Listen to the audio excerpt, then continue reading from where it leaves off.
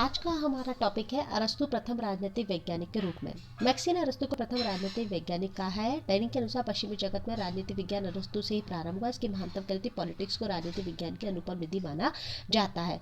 यद्यपि उसकी पद्धति निगमनात्मक है, वह केवल इस बात पर विचार करते हैं कि आदर्श राज्य कैसे होना चाहिए। यथार्थ राजनीतिक स्थिति को उसे कोई मतलब नहीं है। इसकी दृष्टि से स्थूल रूप में दिखाई देने वाला वास्तविक जगत मिथ्या है और विचारों का काल्पनिक जगत वास्तविक है। ऐसी स्थिति में प्लेटो को हम अधिक से अधिक कवि, कलाकार, दार्शनिक कह सकते हैं, विषय के क्रमबद्ध रूप से विचार करने वाला वैज्ञानिक नहीं। इसके अतिरिक्त प्लेटो द्वारा राजनीति विज्ञान को स्वतंत्र विज्ञान का दर्जा भी प्रदान नहीं किया गया।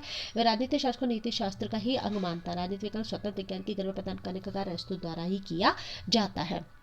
अरस्तु को निम्नलिखित कारणों के आधार पर राजनीति विज्ञान का जनक अथवा प्रथम राजनीति वैज्ञानिक कहा जा सकता है।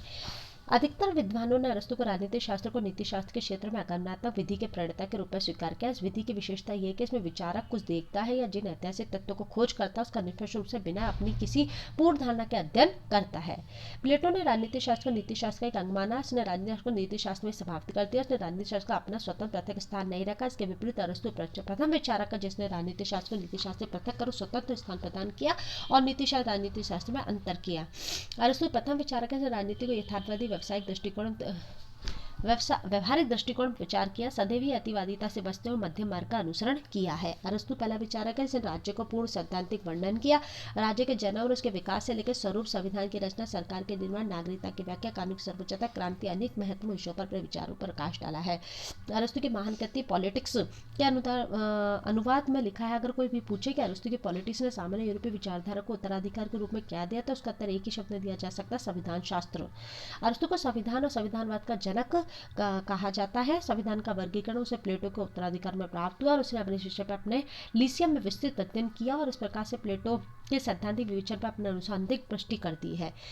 अरस्तु द्वारा नागरिकता की जो व्याख्या की गई राजनीतिक शास्त्र के लिए बहुत सहायक और आधुनिक नागरिकता के प्रयास को निर्धारित करने में मार्गदर्शक सिद्ध हुई है। कानून की सर्वोच्चता का प्रतिपादन। अरस्तु ने कानून की सर्वोच्चता के बारे में सम्यक विचार प्रस्तुत किया। अरस्तु बुद्धि के विवेक के स्थान पर परंपरागत नियमों और कानून की श्रेष्ठता में विश्वास करता है। अरस्तु ने सरकार के तीनों अंग नीति निर्धारण, प्रशासनिक, न्याय का निरूपण किया। शासकीय अंग वर्तमान समय व्यवस्थापिका, कार्यपालिका और न्यायपालिका के समान है। अरस्तु ने राजनीति में पड़ने वाले भौगोलिक और आर्थिक प्रभाव को बहुत महत्व दिया। उसने मूलभूत तथ्यों का प्रतिपादन किया कि संपत्ति का लक्ष्य वितरण शासन व्यवस्था को रूप को निश्चित करने में निर्णयकारी तत्व होता है। संक्षेप में अरस्तु पहला राजनीति वैज्ञानिक है जिसने राजनीति को पूर्ण विज्ञान का सम्मान प्रदान किया। प्लेटो की भांति कल्पनावादी, आदर्शवादी नहीं, वरन एक पूर्णतः व्यवहारिक और यथार्थवादी दार्शनिक था जिसने राजनीति को नीति शास्त्र से अलग करके स्वतंत्र विज्ञान का रूप प्रदान किया।